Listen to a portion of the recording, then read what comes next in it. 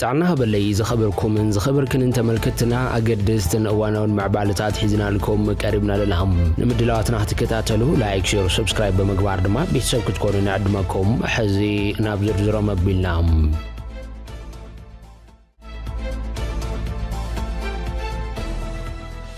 حوحات نمنواح بريزيدنت جزامو محدار تግራይ ተቃዊሞም ህዝባውያን ሓርነት ትግራይ ተማለም ማስዩ ኣብ ፌስቡክ ገጾ ዘውጾ መግለጺ መንግስቲ ኢትዮጵያ ንዕድመ ስልጣን ጊዜያዊ ምሕዳር ትግራይ ምንውሑ ንውዕል ፕሪቶሪያ ተተሕሲ በመባል ተቃዊሞም ኣብቲ መግለጺ ን3 ዓመታት ጸንሐ ጊዜያዊ ምሕዳር ትግራይ በመሰረት ስምምዕ ዘቀመጦ በዝርርብ ሕወሓትን መንግስቲ ኢትዮጵያ ንተጠያሸ ይድማይሎም በመስዓብ እንትኾነ ግን መንግስቲ ኢትዮጵያ መቀጸልታ እቲ ንስምምዕነት ፕሪቶሪያ በመጥሓስ ክፍጽሞ ጸንሐ ተግባራት ጊዜያዊ ምሕዳር ትግራይ ስምምዕነት ፕሪቶሪያ በዝወጸ ሕግነት ስምምዕ ሙሉእ بملء بمتحسن حدا عمد كناوح موصاني تقاوم زلام ادم سلطان ጊዜያዊ ምሕዳር ትግራይ ምንውሑ ክልታው ፖለቲካው ዝርብ አስማማዕታ አካላት ዘይተገብረሉን ከበፍሉጦን ተሳትፎን ሕወሓት ወጻኢ ዝተመሓለፈን በይና ውሳነ መንግስቲ ኢትዮጵያ ምዃኑ ንመላእ ህዝብና ድራደር ስምምዕነት ፕሪቶሪያን ማሕበረሰብ ዓለምን ክነፍልጥ ንፈቱ ድማ ኢሎም ادم ስልጣን ጊዜያዊ ምሕዳር ትግራይ ንሓዳ ዓመት ከም ዝተናውሐ ቤጽሕፈት ቀዳማይ ሚኒስትር ኢትዮጵያ ብዝሓለፈ ሰሉስ ኣፍሊጦም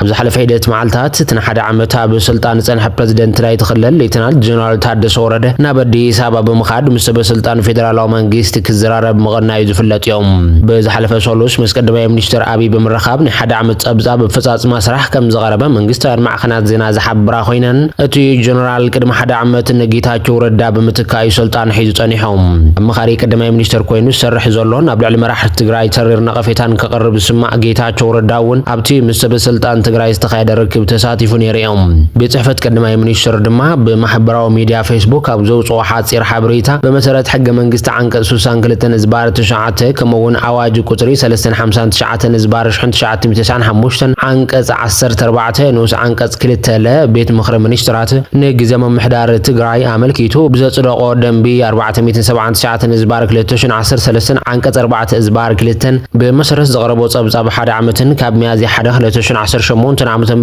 ጀሚሩ ሹመት ሌተናል ጀነራል ታደሰ ወረደ ሓደ ዓመት ከም ዝናውሐ መልኪቱ ዘላም እዚ ዝሓለፈ ዓመት በሰንኪ ዝተፈጠረ ዘይምቅድዳው ኣብ መንጎ አዲስ አበባን መቐለን ወጥሮ ሰፊኑ ከም ዘሎ ዝፍለጥ እዮም በወገን ሰብ መዚ ትግራይ ድማ ስሩዕ ባጀታዊ ደገፍ ካብ ፌደራላዊ መንግስቲ ብዘይምርካቦም እኹል አገልግሎት ንህዝብ ክህቡ ከም ዘይከኣሉን እዮም ክዛረቡ ጸኒሖም መራሕቲ ትግራይ ምስ ኤርትራ ዘካይድዎ ዘለው ጽምዶውን ሰብ መዚ ፌደራል ባህ ከም ዘይበለ ይንገራሎም ኢትዮጵያ ብዝመጽ ጉንበት መበል ሻውዓይ ሃገራዊ መረፃን ምክያድ ኣብ ምድላው ኣብ ዘላ ተለዋን ኣብ ዝተፈላለዩ ዞባታት እታ ሃገር ብውድባት بخطعن ጎስጓስን ይወዳደርለው ሃገራዊ ቦርድ መረፃና ቁጣታት የዳሎ መዝገባ መርጽ ድማ ይቀጥረሎም እታ ንልዕሊ 7 ዓመታት ካብ ሃገራዊ ባይቶታት ውክልና ዘይብላን ብሰንኪ ኮይና ዝዓነወ ትግራይ ግን ሕጅውን ካብታ ሃገራዊ መስርሕ ወጽያ ዘላም ካብ ዝሓለፉውን ተብ መንጎ መራሕቲ ትግራይን ፌደራላዊ መንግስትን ዘሎ ምትፍናን ናብ ካልእ ደማው ንዕናዊ ኩናት ከየምርሕ ዓብይ ስጋት ተበጊሱሎም ትግራይ ኣብቲ ኣብ ሕዳር 2013 ዝተወልዐ ኩናት 2 ዓመት ከቢድ ሰብኣውን ዋታውን ክሳራ ከም ዝበጽሓ ዝፍለጥ እዮም ይሁን እምበር ጀነራል ታደሰ ወረደ ንስልጣን ኢሉ ለኹ በልጽግና ኮይኑ መኸተ ዝዕንቅፍ ምሽጥር ንጸላኢ ከይህብ ስለዝጥርጥር ጥንቃቄ የድሊ ክብሉ ገለ ላዕሎት ኣዘዝቲ ሰራዊት የጠንቅቆሎም ጀነራል ታደሰ ወረደ ምስ ኣመራርሓ ሰራዊትን ሕወሓትን ከይተላዘበ ናብ አዲስ አበባ ኸይዱ ሹመት ሒዙ መምጽኡን ህዝብን ሓይልታትን ትግራይ ዘሎም ንዕቀት ጥራይ እንተይኮነስ ተልእኮ በልጽግና ሒዙ ምሽጥር ትግራይ ኣሕሊፉ መጽኡ ክኸውን ስለዝኽእል ልዑል ክትትል የድልዮ ክብል ሓደ ላዕለዋይ ኣመራርሓ ሰራዊት ትግራይ ገሊጹ ዘሎም በዝፈረሰ ሕግን ውዕልና ጣቂስካ በይናዊ ሹመት መሃብ መቅባልን ሓደ ዮም ዝበለ ተመራርሓም ነቲ ኣብ ትግራይ መጻምርቱን ዘሎ ናይ ምክልኻልን ምጥቃዕን ምድላው ሪፖርት ተቅሪቡ ክኸውን ስለዝኽእል ትልሚ ምቅያስ ወይ ድማ ነቲ በልጽግና ትግራይ ንምድኻም ዝተሾመ ሹመቱ በተነጽሎ ምሕያር ዝኣመሰሉ ስጉምታት ከም ዘድሊ ይዝገልጽ 40 ሚታዊት መሬት ትግራይ ቦርድ ተታሒዙ እንዳሃሎ ተመዛበልቲ ልዕሊ 5 ዓመት ኣብ ኬንዳ ብጥሜትን ሕማምን እንዳሞቱ ባጀት መድሓኒትን ካልኦት ግልጋሎታትን ዕጽዋን ኣብ ልዕሊ ህዝቢ ትግራይ እንዳተኻየደ ብዘይ ዝኾነ ቅድመ ኩነት ስልጣን ተሸኪምካ ምምጻእ አንጻር ረብሓ ትግራይን መኸቶኒ ክብልዩ እቲ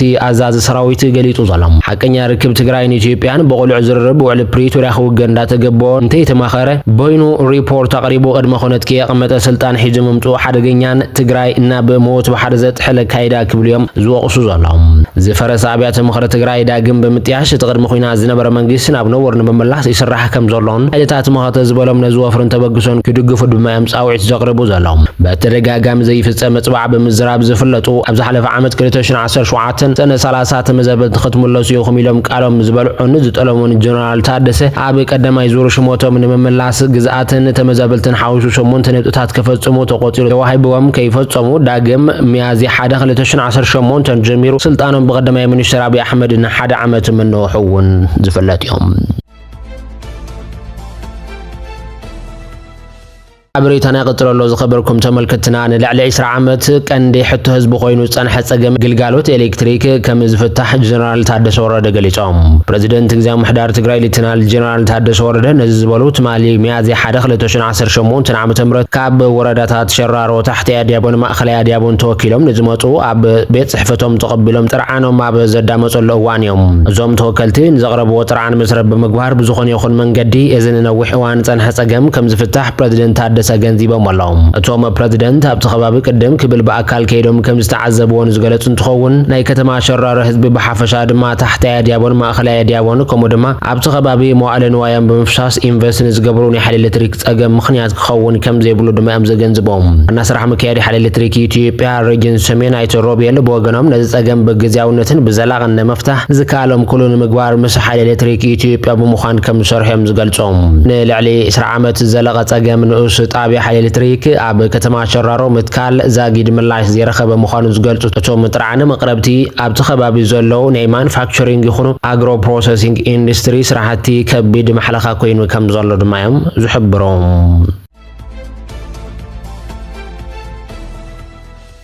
ሓበሬታና እንትቕጽል ቤት ፍርዲ ኣሜሪካ ግዝያዊ ፍቓድ ዘለዎም ኢትዮጵያውያን ናብ ሃገሮም ከይስጎጉ ወሲኖም። ብምኽንያት ኩናት ትግራይ ብምምሕዳር ፕሬዝደንት ጆ ባይደን ኢትዮጵያውያን ሓተት ዕቑባ ዝተዋሃበ ግዝያዊ ሕጋዊ ሓለዋ ስዒቡ ግዝያዊ ሕጋዊ ሓለዋ ተዋሂቦም ዝነበሩ ኢትዮጵያውያን ካብ ኣሜሪካ ክወፁ ድማ 60 መዓልታት ተዋሂቦም ነይሩ እዮም። ሚኒስትር ድሕነት ኣሜሪካ ክሪስቲና ኖኣም ተወሳነ ኩነታት እታ ሃገር ድሕሪ ምግምጋም ምዝምልከቶም ትካላት መንግስቲ ኣሜሪካ ድሕሪ ምኽኻር ዝተወሰደ ከም ዝኾነን ኢትዮጵያ ድማ ንግዝያዊ ሕጋዊ ሓለዋ ረቋሕታት ዘይተማልእ ምዃና ገሊጻ እያ። ፌደራላዊ ቤት ፍርዲ ኣሜሪካ ድማ ነቲ ዶናልድ ትራምፕ ኣብ ኣሜሪካ ንዝነብሩ ኣሽሓት ግዝያዊ ፍቓድ ዘለዎም ኢትዮጵያውያን ናብ ሃገሮም ክስጎጉ ዘመሓለፈ ውሳነ ነፂጉ ኣሎም። እቲ ብፌደራላዊ ዞባዊ ዳኛ ብሪያን መርፊ ኣብ ቦስተን ዝተዋሃበ ብይን እቲ መምሕዳር ትራምፕ ንኣሳት 5,000 ኢትዮጵያውያን ዜጋታት ዝግበር ዝነበረ ግዝያዊ ሓለዋታት ንምቁራጽ ዝወሰዶ ስጉምቲ ዝዓግት እዩ።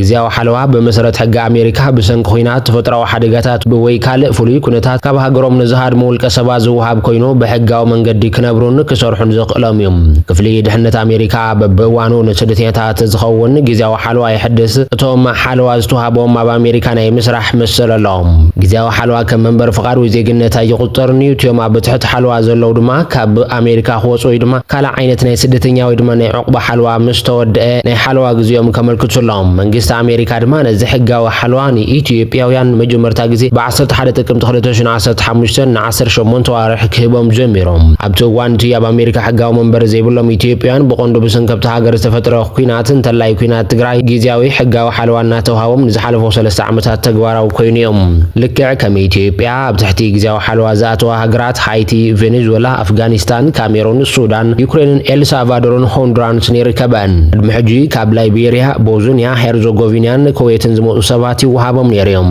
ኢትዮጵያ ሓዊሱ ዜጋታት 13 ሃገራት ኣብዚ ሕዚ እዋን እዚ በዚ ሓለዋ ተረባሕቲ ከም ዝኾና ዝግለጽ ኮይኑ ዳኛ መርፊ ድማ እቶም ፍቓድ ዘይብሎም ኢትዮጵያውያን ካብ ኣሜሪካ ክወፅሎም እንተዘይኮይኑ ክስጎጉ ኣለዎም ዝብል ውሳነ ትራምፕ ኣቐዲሙ ዝተሓሰበን ዝተገብረን እምበር ንጭቡጥ ኩነታት ዘላቶ ኢትዮጵያ ኣብ ዘገናዘበ ገምጋም ዝተመርኮሰ ከም ዘይኮነ እዩ ገሊጹ ዘሎም። በመሰረት እቲ ቤት ፍርዲ ዝሃበ ውሳነ እቶም ግዝያዊ ፍቓድ ዘለዎም ኢትዮጵያውያን ንግዜኡ ኣብ ኣሜሪካ ክጸንሑ ከም ዝኽእሉ ጸብጻብ ዶይቼ ቬለ እዩ ተመልኪቱ ዘሎም።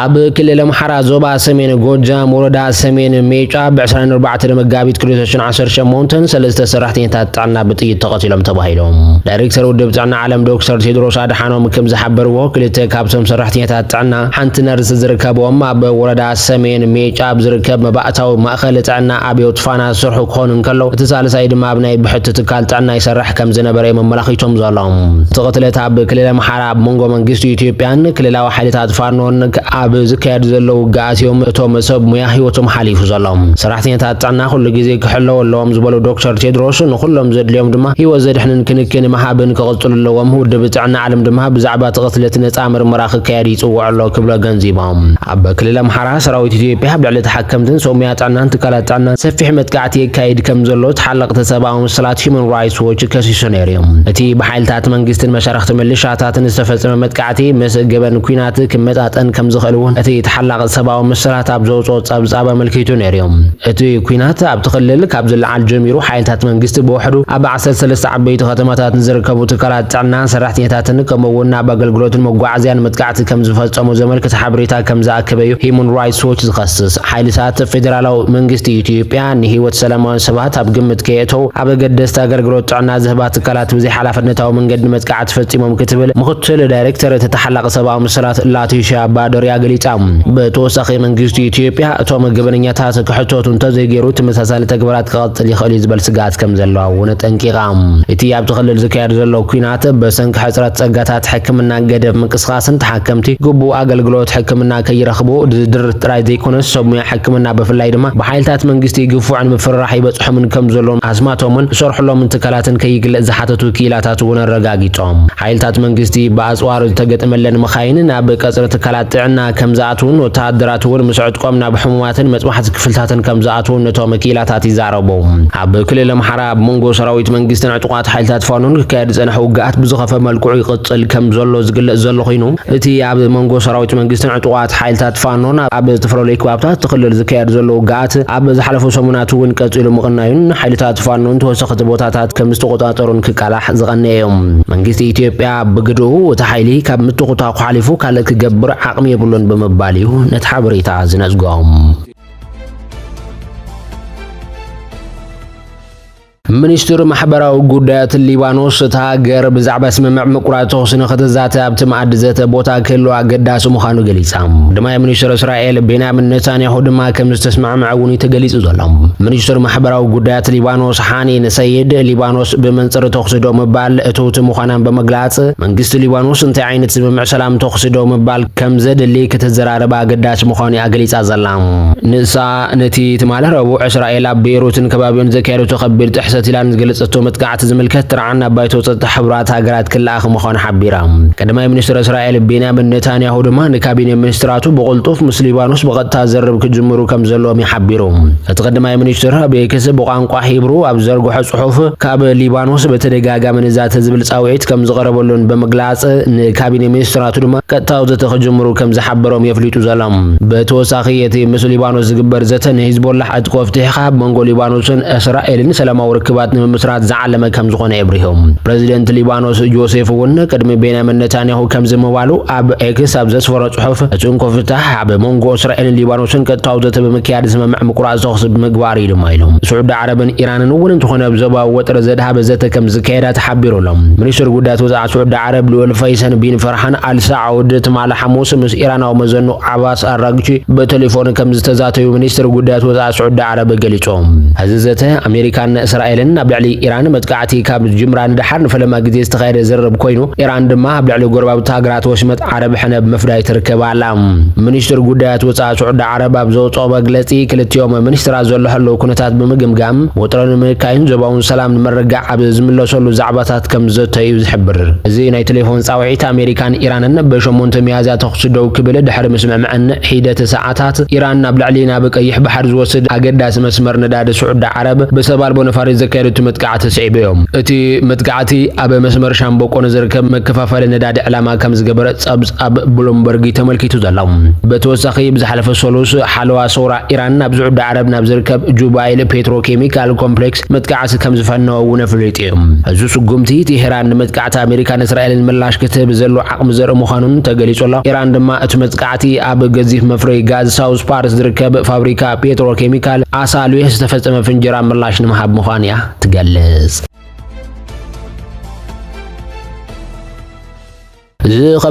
ዝኸበርክን ተመልከትና ኣገደስትን እዋናውን ሓበሬታታት እዞም ክትከታተልዎም ጽናሕኹም ይመስሉ ነይሮም ኣብ ዝቕጽል ብሓደሽ ምዕባለታት ንራኸብ ክኸውን እዩ ሰናይ ምክትታልኩም ኣመስጊና ሰላም በብዘለኹም ናኹም ይኹን